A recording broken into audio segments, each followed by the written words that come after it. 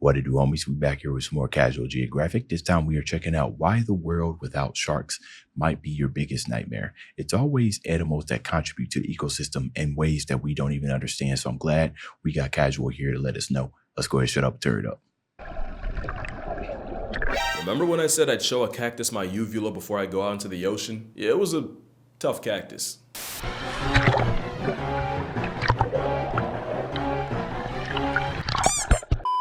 I went swimming with sharks to see them in person and instead almost saw Steve Irwin, shout out to the GOAT. That aside, I'm gonna make you like sharks in this video, but before things get better, first they gotta get worse. So I don't got a problem with sharks, actually. The part where it hurts.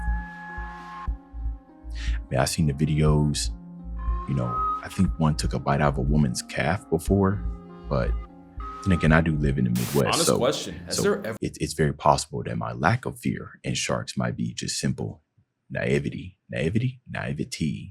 that word. Ever been a horror movie about jellyfish? It's not like Poseidon didn't flush a metric ton of source material. You're looking at, unironically, one of the worst sights in nature, a jellyfish bloom. It's a problem for many reasons. One, it's basically a bath bomb from Shaitan, but also cause it's one of the last signs the ocean gives before it hits the point of no return. When a part of Neptune's neighborhood falls apart and can't support the animals in it, the last step usually involves getting gentrified by jellyfish, since the same conditions that are unlivable for most are usually where Satan's shopping bags thrive. And don't think because you're on land you're safe. Not only have these blooms caused legit power outs, but about half of the oxygen on Earth comes from the same phytoplankton these blooms eat. So why am I talking about jellyfish in a video that was supposed to be about sharks? Surely well, it's if related. you're scared of one, you should probably thank the other. Sharks are the ocean equalizer, keeping other animals in line from their spot at the top of the food web. Near the top, we're getting to that. Basically, sharks eat the big fish that would eat the little fish that would eat the jellyfish polyps. The ocean is a Jenga tower, and sharks are the one block that can bring it all down. Now, it's not as simple as I just made it sound, where no sharks automatically means more ocean acne, but you really don't realize how fast the sea would fold without sharks. That is until you realize what their actual day looks like. Sharks aren't just the equalizer, they're the cleanup crew, mostly going around picking off the dead and dying. You won't see them chasing around small fry that probably aren't even worth it. The same way you probably wouldn't drive 45 minutes for a bag of chips. I hope. It's why, if you want to check your ego, swim in a shiver of sharks and watch how hard you get ignored like J-Lo in the Bronx. I was surrounded by Galapagos sharks, and the closest I got to becoming a hashtag was the ocean slamming me against the bars like I owed it something. It was like an MMA cage match with Mother Nature that got way too personal. Or a Hell in a Cell. I wonder why. But yeah, the sharks could not care less about me. They really do treat you like an NPC. I did learn that because sharks can detect electromagnetic fields, if you stick a GoPro deep enough, you can say you pooped a shark. Just know, that was the most action I got all day. That's pretty if cool. more people realized how often they get snubbed by sharks even when they're right under us, you'd realize why you're statistically more likely to get flattened by a vending machine, KO'd by a coconut, or even past tense while putting socks on, than get milked by a shark. These analogies. It usually takes bad RNG or a surfer adopting the silhouette of a seal. But why are sharks so scary actually? It sounds easy, it's a prehistoric predatory steroid guppy with permateeth, but honestly, I think it's deeper than that. Sharks, snakes, and spiders. These are the arguably 3 most feared animals on Earth, and it's likely because we're hardwired to be afraid of them. Snakes are legless, cold-blooded reptiles that even monkeys will throw stones at. On the other— Oh yeah, I saw that video on Twitter. The man, snakes can growl. I guess it kind of makes sense. They hiss, so if their mouth is kind of like an open like that, if they were to try to make the— Nah, that's weird. I didn't even— Yeah, a snake growling? Bro, yeah, end times. Other end, spiders have too many eyes, too many legs, and show up too many times in people's business to ever get good graces. Meanwhile, sharks might just represent the fear of the unknown. The ocean is an endless, uncaring void that can wipe you out in seconds with nothing you can do about it. And projection's a hell of a drug, since that unsettling fear often gets put on the apex predators of that void. But that's a problem right there. You hear sharks and instantly think of another Jaws movie. So maybe you should see the sharks that don't make the big screen. That Jaws shark was an anomaly. This is a zebra shark. It's a cinnamon roll of a fish that is somehow less of a threat than the trauma donkey it's named after. The zebra shark is the beginning of sharks getting the sea dog allegations, and arguably the most dangerous thing about them is their front face. If nature wanted me to take the thresher shark seriously, they shouldn't have given them such an unserious pair of eyes. It does not matter what the situation is, threshers will always look like they really need an adult. Now they do kill prey by delivering soul evicting slaps with that tail, but look at him. He's just a baby. I'm sure there's a lot of cool stuff about the salmon shark, but honestly all I can think of is that they're the baby Looney Tunes G-rated version of great whites. The epaulet is a shark with no regard for the laws of nature, using— Nah, see, that shark must have the power of Toon Force, right? You guys all know what that is. The cartoons, Roadrunner, Coyote, and everything, all them dangerous stuff they were doing, dangerous, but they always survive. It's the power of Toon Force. That's what that shark got. Special fins to literally walk on land. And when sharks wake up with student loans, taxes, and only 2 weeks vacation, it's all gonna get traced back to him. This is a spinner shark, and even though it's hunting, I can't not laugh at how unserious this is. The nervous shark is literally named after how terrified they are of anything human. And whale sharks are unbelievably wholesome for a bust-sized fish with teeth in its eyes. Speaking of whale sharks, you got other plus-size filter feeders like the basking shark. They're about 30 feet long, the second biggest shark, and they're really only a threat to your mental health, especially since Yo, that kind of looks like a rib cage-ish. Bro, just swimming around with it. I mean, yeah, you bound to catch something with your mouth that wide open. That's a good tactic. a lot of plesiosaur panic can get traced back to a dead baskie. Then there's the megamouth shark, which honestly probably would be scary if you didn't know it's also a giant krill-eating pushover that lives in the forgotten corners of the ocean. Hello. Then you got the sharks you forget are sharks. Imagine you're at the shore and someone screams shark, whole time they're pressed over a tasseled wobbegong, a type of carpet shark that takes the name literally by living its life as a homicidal rug. Here you have the smallest shark in the world, the lantern shark. There's a sawfish that... oh, really? Okay, well, apparently it's not actually a shark, it's a ray related to a shark. But don't worry, because this is an actual saw shark. Wait a minute. The nose or its head, the nose kind of sounded dense. Very, very dense. Oh my goodness. I feel like I knew they existed. I've never seen it that long. Bro's just walking sword swipes. Just can't even look left or right without causing homicide. That's crazy. Because you know the riddle at this point is conducive to the same trace, that's convergent evolution. And you can't forget nurse sharks being so unproblematic and curious around people, scientists called it the Labrador of the sea. And I'm glad they did, because now we get to go down the rabbit hole of sharks being dogs and cats at the same time. The poor beagle is a shark named after a porpoise and a beagle. Yeah, I don't get it either, but we'll get back to that. Dogfish were named after fishermen apparently watching them chase smaller prey in packs, like dogs. But some dogfish are also cat sharks, and they got their name from the vertical feline coated eyes, like the small spotted cat shark. Oh, I just realized something. I still got my background. It's still from my last video. My bad, guys. Let me go ahead and change that. There we go. All right, all is fixed, all is solved. It's also at the same time called the lesser spotted dogfish. Google says there's over 150 species of cat sharks, including the chain cat shark, or chain dogfish, because of course.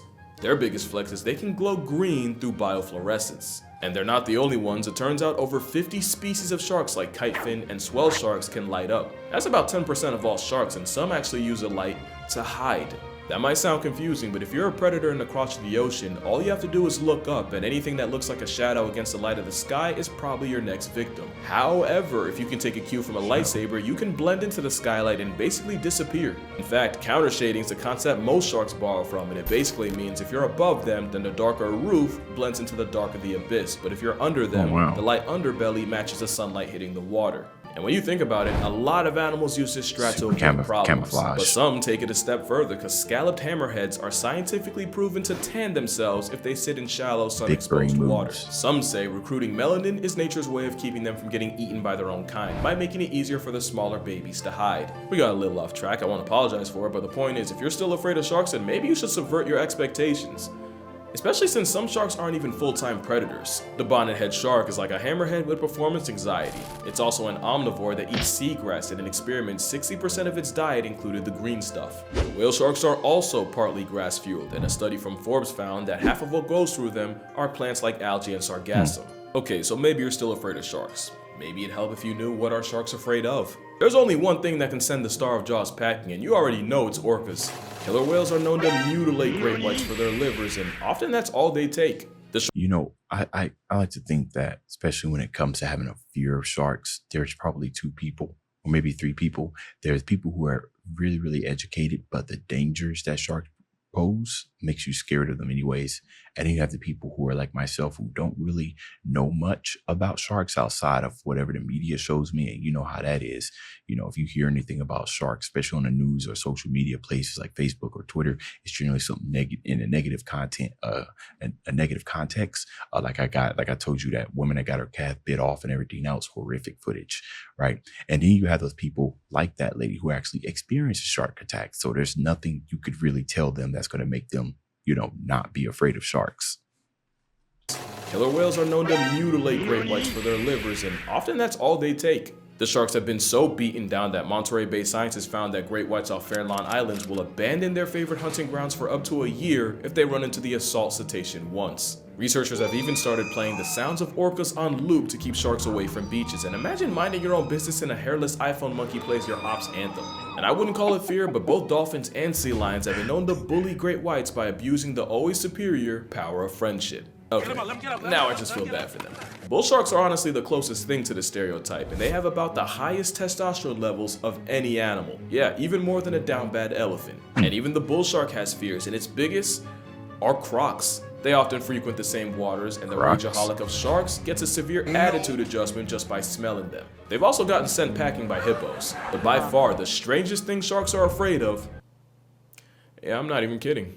There is a very real rabbit hole of the most notorious underwater predators getting pressed by some bubbles, with hammerheads and tiger sharks reportedly really uncomfortable with the bubbles from scuba tanks, and scientists even working on making bubble curtains to use as a type of bug spray, but for sharks. Which was funny until I realized dolphins probably just have them that messed up. If you want the definition of irony, it's spending 400 million plus years predator maxing just to get stressed by a SpongeBob scene transition. So play some orca opera and you'll keep sharks away, but the wrong playlist and you might just bring sharks to you. Sharks are attracted to heavy death metal music, because apparently the vibrations and beats sound just like struggling or injured fish. Remember, sharks are like the morgue of the sea, and dive operators like Matt Waller will use music as a Batman symbol to attract sharks. Their favorites? According to him, AC/DC, You Shook Me All Night Long, and Back in Black are the best at getting their attention. So are certain colors, because for a while it was widely believed that the single worst color to wear if you're afraid of sharks is yellow. Matter of fact, it was nicknamed Yum Yum Yellow for how wearing it could turn you into a literal snack. The truth is, sharks are likely colorblind, with only one color cone in their eye to R3, meaning they see the world in black, white, and shades of gray.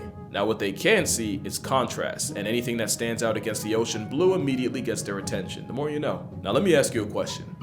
You think sharks get silly?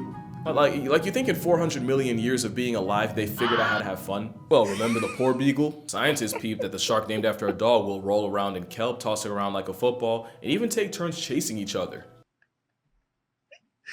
Bro, that's kind of like, what's that? You know that song, Nuck If You Buck? You know what I mean? So it's kind of like bucking like you about to do something and everything. That is very silly. I don't know if animals like knowingly, intelligently do that to kind of, I feel like there are some land animals that do that all the time, but sharks, especially sea animals, that kind of go like that before they come and attack you.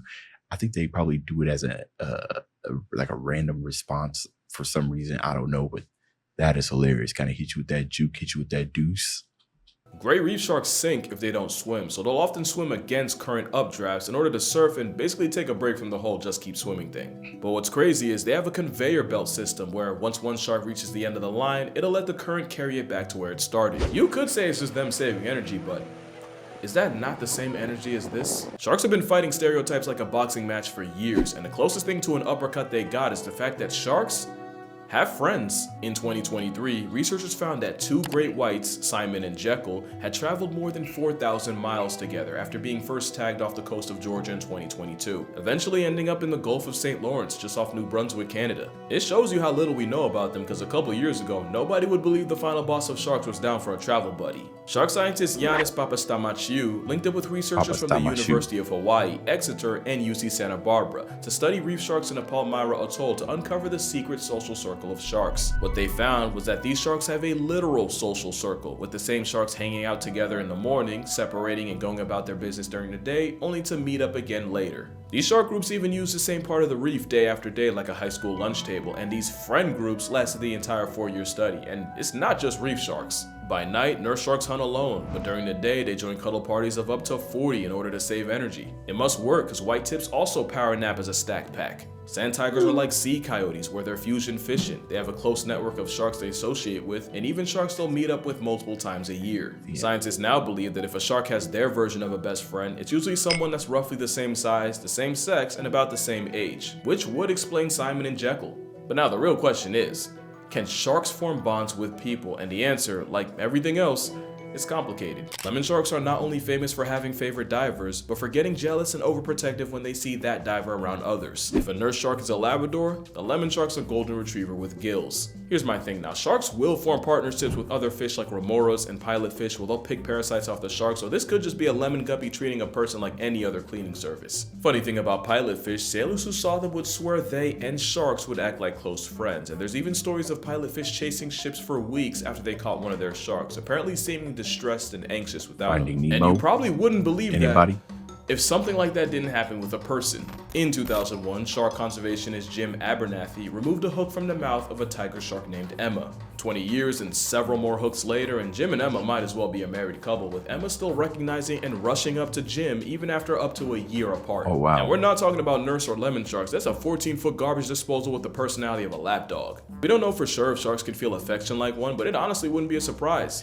You can almost kind of tell, right? Did you see the shark's eyes? It was almost like it was like, you know, when you give somebody a hug that you ain't seen in a while and they kind of just close their eyes like some type of like relief or satisfaction. I'm not sure if that's just how sharks blink, but that was adorable. Since sharks are intelligent enough to be trained like dogs, Eugenie Clark was an ichthyologist nicknamed Shark Lady who taught lemon sharks how to push a target and ring a bell for food, and they even learned how to tell apart different shapes and colors. Some aquariums in the UK train sharks to roll over and respond to signals and commands the same way Pavlov conditioned dogs. And gray bamboo sharks also figured out how to tell apart different shapes, even when researchers tried tripping them up with optical illusions. And even after 50 weeks, they still remembered their training. But really shouldn't be a surprise. Sharks were around back when Saturn was bumping Beyonce and praying on a ring. Sharks are no dummies. You gotta respect that they might be the biggest flex nature ever made. Sharks can literally track your heartbeat through electroreception. They have a built-in GPS. They have replaceable fluoride-coated teeth that can't get cavities. Some like the Greenland shark can live for a legit hundreds of years. You can find sharks at the very bottom of the ocean, under an active volcano, and even swimming in River Thames. And I honestly don't know what to be more impressed by. Really, the only weakness sharks have is they can be put in a trance-like paralysis just by getting rotated.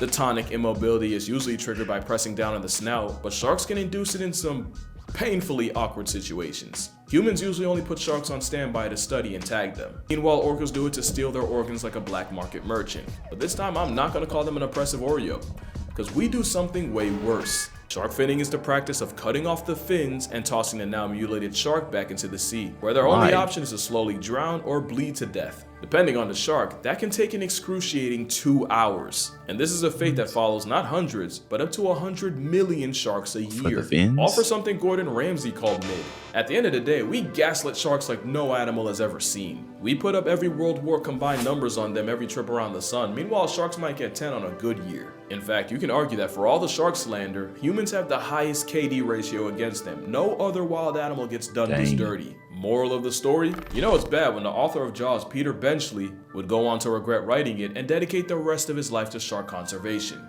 But yeah, that's gonna do it for this video. I hope you had as much fun as I did. Shark fin. If you'd like to support me on Patreon, I'm gonna be posting the full GoPro footage of me swimming with sharks. Nothing too crazy. But other than that, make sure you drink water, hug your mother, RIP Peter Benchley, RIP Eugenie, and yeah, I'm gonna see y'all in the next one. Oh, so we dancing with sharks. Hey man, let me know down in the comments if this video actually did change what you thought about sharks, or more importantly, let me know why you are afraid of sharks or why you like them, especially those of you who don't know that much about sharks. All right, that's the end of this video. Dibs out.